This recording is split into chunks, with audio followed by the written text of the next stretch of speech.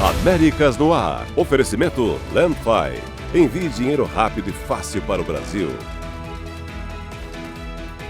Uninter. A melhor faculdade para brasileiros nos Estados Unidos. Acesse uninteraméricas.com e inscreva-se já. A organização brasileira lança a plataforma gratuita que vai ajudar imigrantes a se prepararem para o teste de cidadania. Brasileira sobrevivente do caso Epstein critica o Departamento de Justiça e diz que o órgão encontrou 1 milhão de arquivos perdidos. Imigrantes brasileiros presos em Massachusetts e na Flórida são entregues ao ICE, a Polícia de Imigração. Departamento de Justiça quer considerar terrorismo doméstico quem filmar ações do ICE na rua. E a gente te mostra a ação solidária de uma brasileira que mora na Flórida e levou presentes e o Papai Noel para crianças na Amazônia.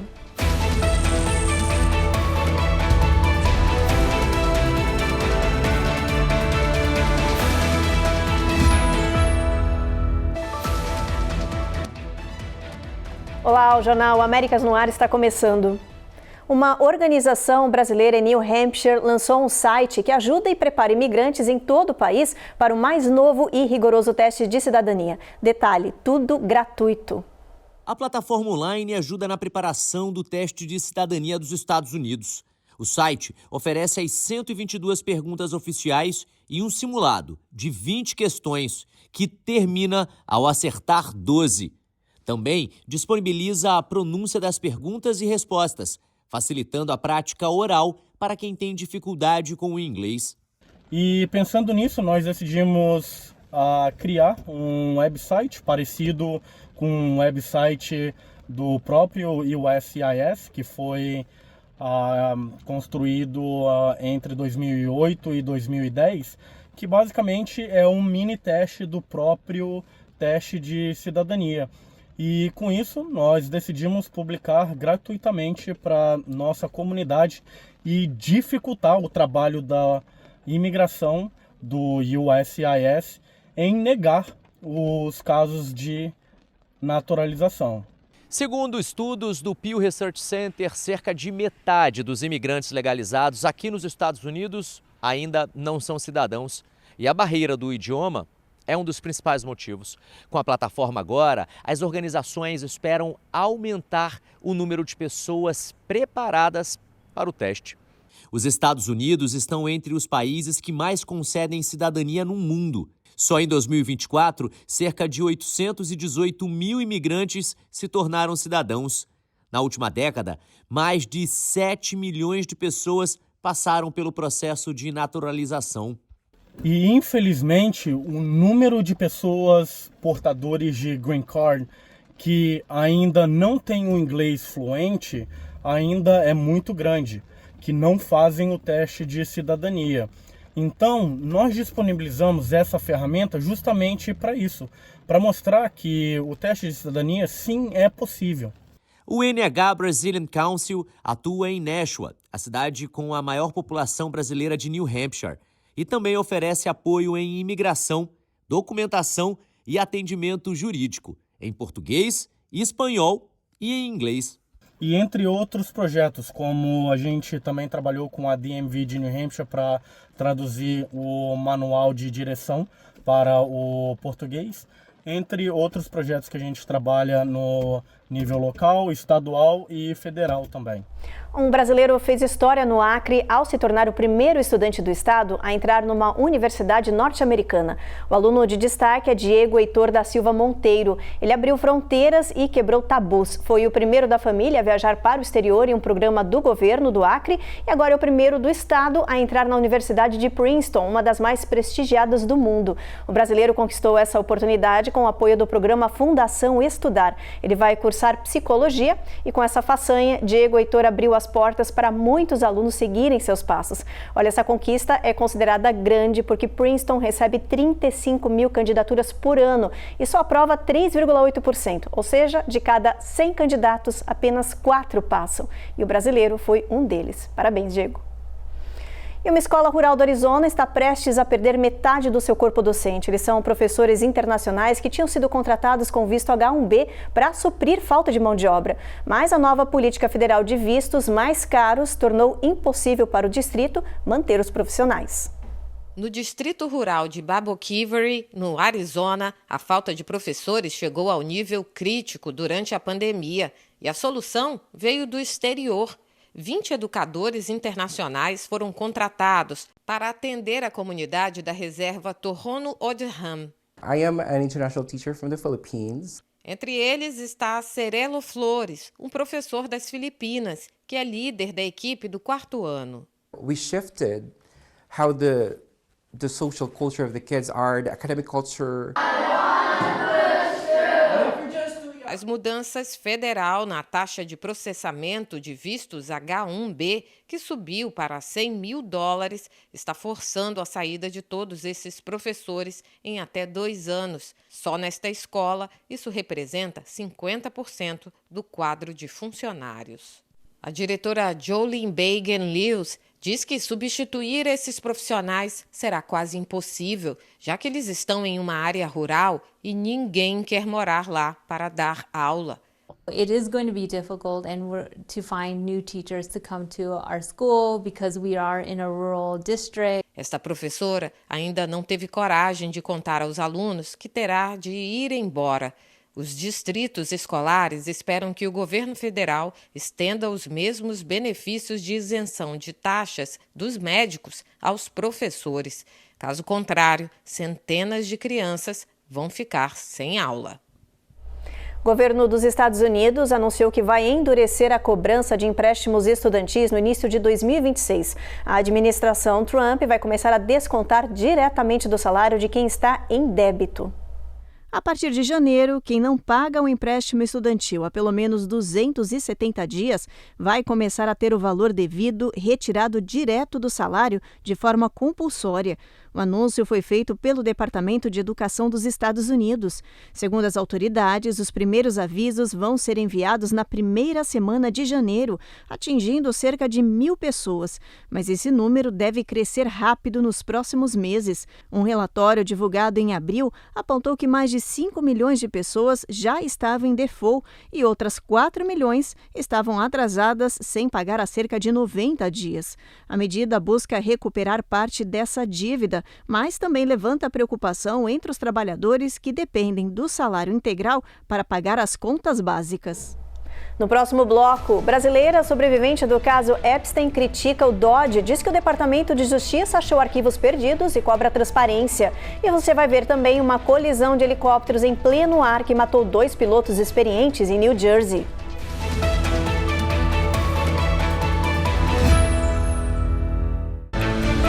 Américas no Ar. Oferecimento Landfi. Envie dinheiro rápido e fácil para o Brasil.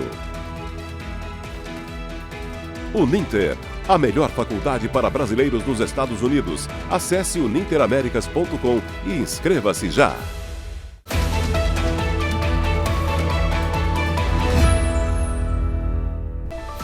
E uma brasileira sobrevivente do caso Epstein criticou duramente o Departamento de Justiça após a divulgação de novos arquivos que teriam sido perdidos e depois encontrados. Marina Lacerda, que vive na Flórida, diz que o governo falhou em defender as vítimas, ocultou dados e protegeu os poderosos.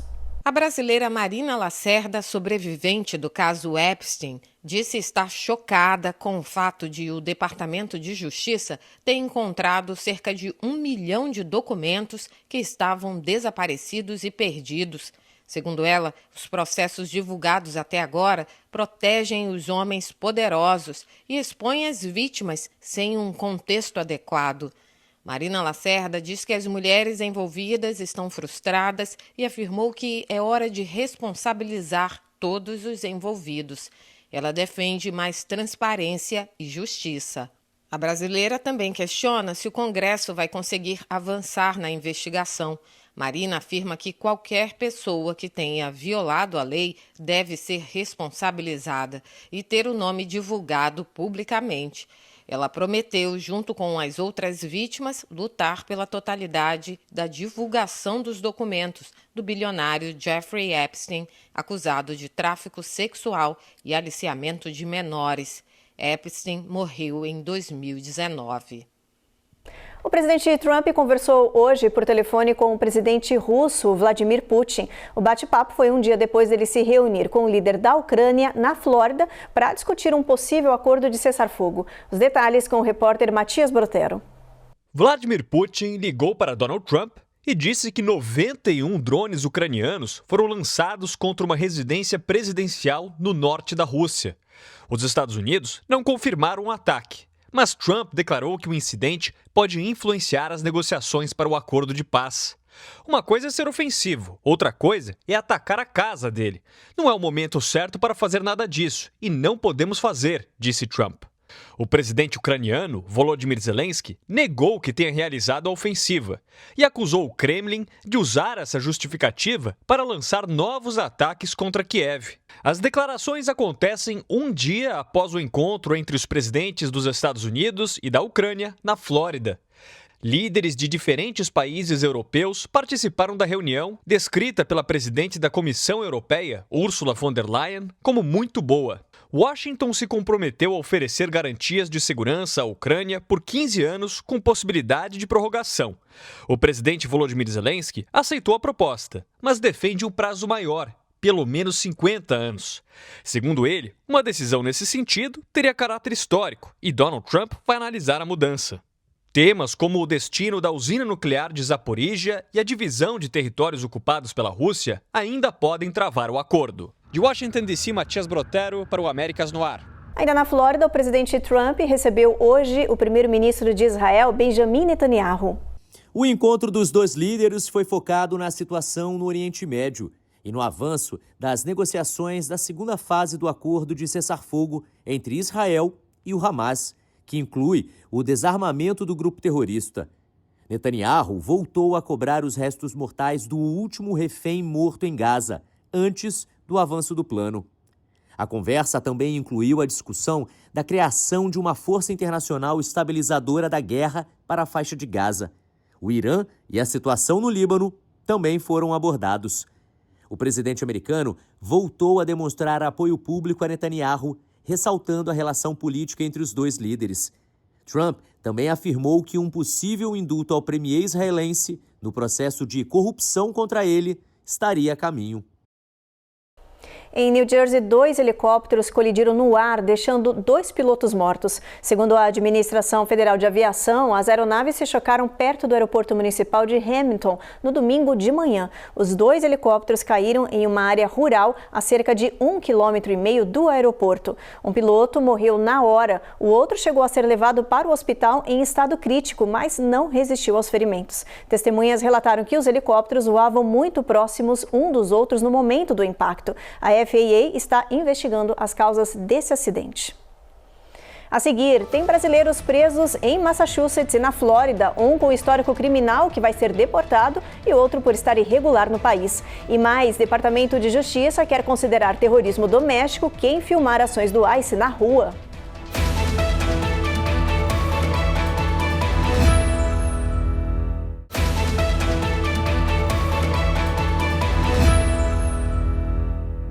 Em Massachusetts, agentes do ICE prenderam um brasileiro que havia sido condenado e cumprido a pena por crimes sexuais contra menor. Anthony Araújo foi detido para o cumprimento de uma nova ordem administrativa do ICE que prevê a deportação de estrangeiros com antecedentes graves. Segundo as autoridades, ele já havia cumprido a pena por agressão e estupro de um menor de idade. Por isso, foi entregue à imigração para o procedimento de expulsão. Em comunicado, a agência afirmou que o brasileiro era considerado uma ameaça à segurança pública e que casos envolvendo violência e abuso sexual de menores são tratados como prioridade máxima nas operações da imigração.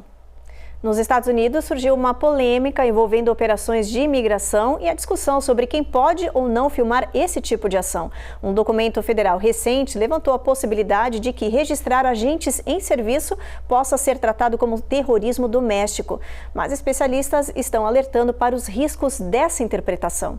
O documento vazado do Departamento de Justiça orienta as autoridades a avaliarem cada caso de filmagem e compartilhamentos de imagens que possam facilitar a identificação do agente de imigração durante as operações do ICE nas ruas. A ideia do DOGE é tratar essa ação como terrorismo doméstico, o que pode trazer consequências sérias para quem for acusado.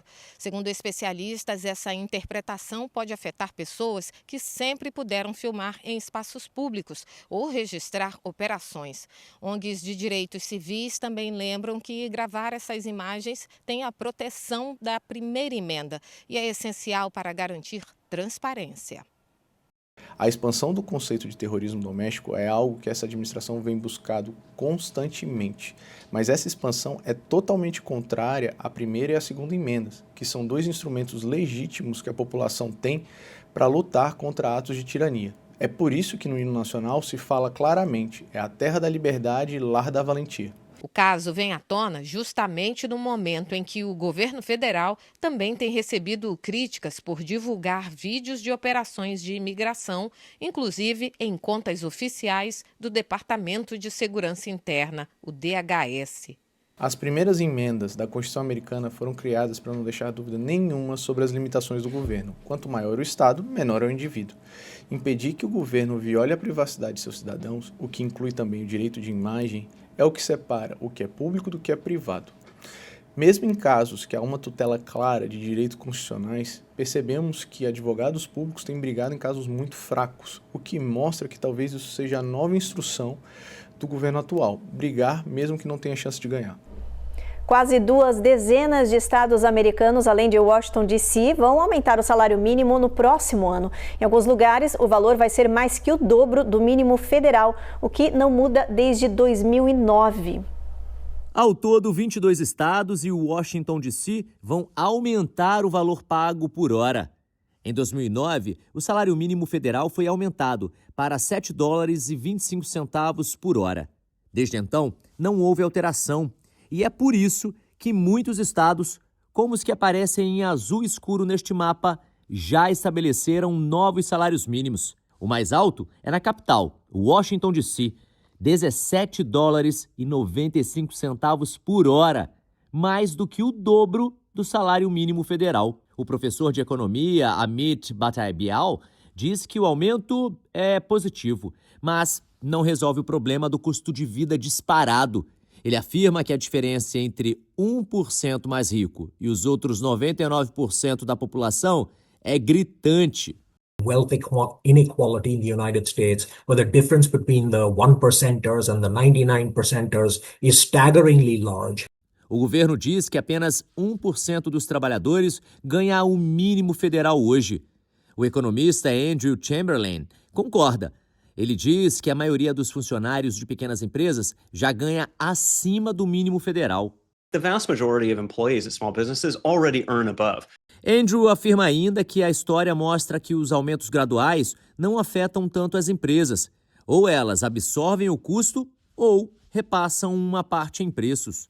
Companies either absorb the cost or they'll pass some of it forward. A maioria dos aumentos entra em vigor em 1º de janeiro. Oregon, Alasca e Flórida vão ajustar os valores ao longo de 2026. O CDC, o Centro de Controle e Prevenção de Doenças, emitiu um alerta de saúde ligado ao consumo de ostras cruas agora no final do ano. Mais de 60 pessoas em pelo menos 22 estados já ficaram doentes. As autoridades estão investigando a origem desse surto. O Departamento de Saúde confirmou que pelo menos 20 pacientes precisaram de hospitalização depois de comer essas ostras cruas. Até o momento não há registro de mortes, mas o CDC disse que mais de 60 pessoas em 22 estados foram infectadas por salmonela, que é uma bactéria que infecciona o intestino e causa diarreia, vômitos e febre. Os investigadores ainda não conseguiram identificar uma fonte única das ostras contaminadas, porque os produtos podem ter sido distribuídos por diferentes produtores em diferentes regiões, o que dificulta o rastreamento. A FDA também participa da investigação para tentar agilizar a origem do problema e evitar novas infecções. No próximo bloco, mais de 40 milhões de pessoas estão em alerta para uma nova tempestade de neve, vento e chuva no país. E ainda, a gente te mostra uma ação solidária de uma brasileira que mora na Flórida e levou presentes e o Papai Noel para crianças na Amazônia.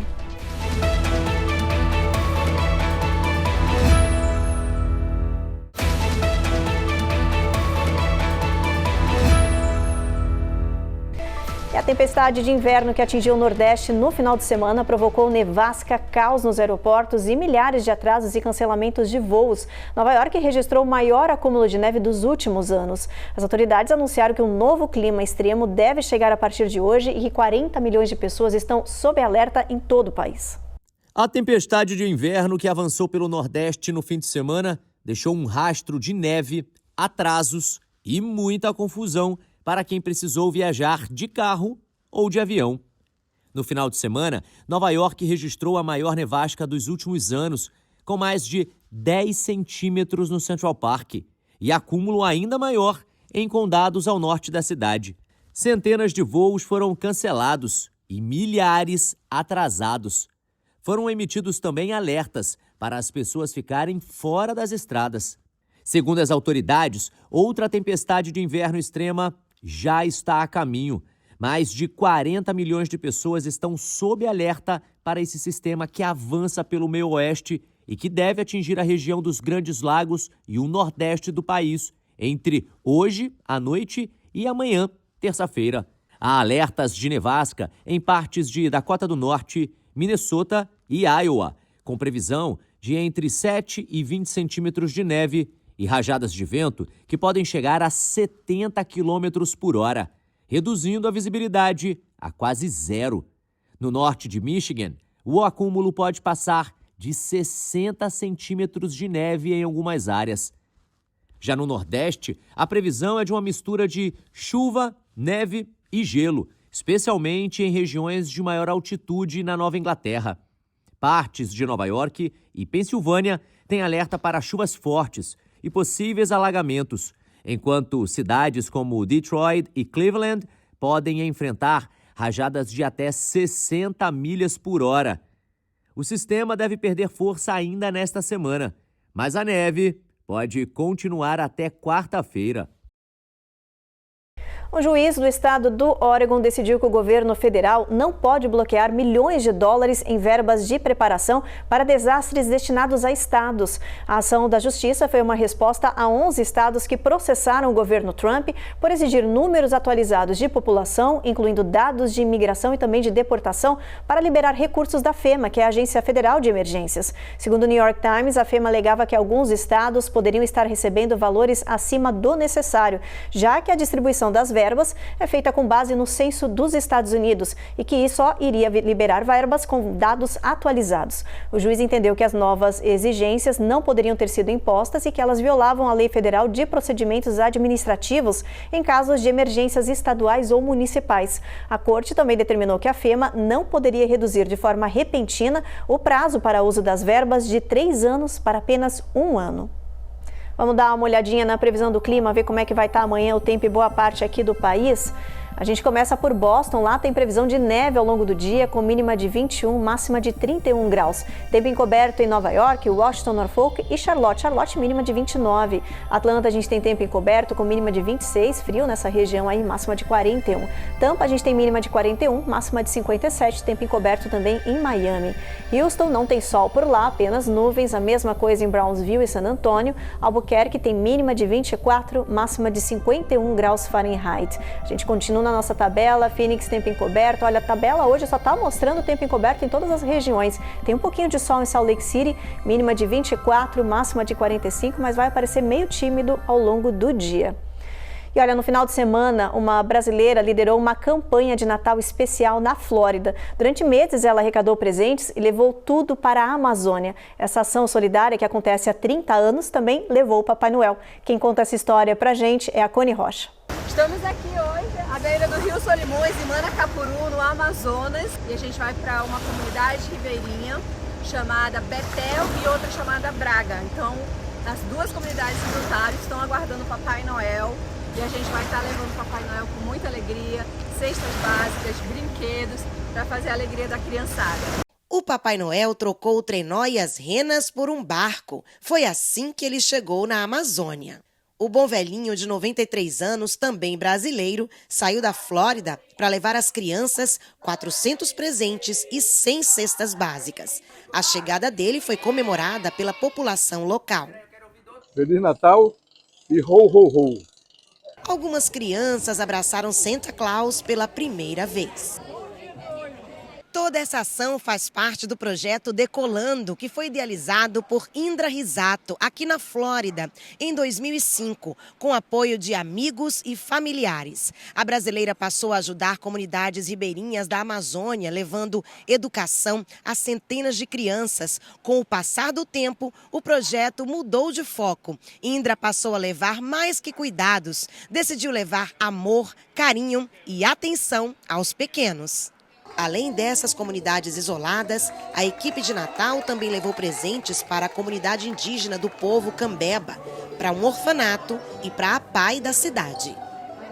Quero agradecer primeiramente a Deus, né, e o projeto Decolando, que trouxe uma esperança, né, para nossas crianças, para nossas famílias aqui da comunidade, trouxe cesta básica, brinquedo, e eu quero aqui agradecer a todos, né, que ajudaram a gente de coração. Em cada passagem, a emoção marcou seu Francisco, que estava vestido de Papai Noel, e toda a equipe brasileira.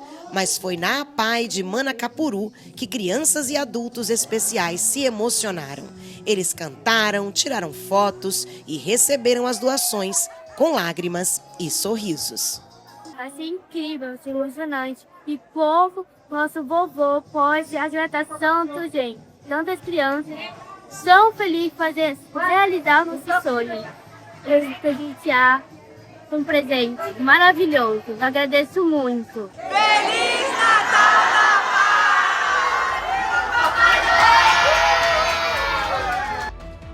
É isso aí, o Jornal Américas no Ar então termina agora.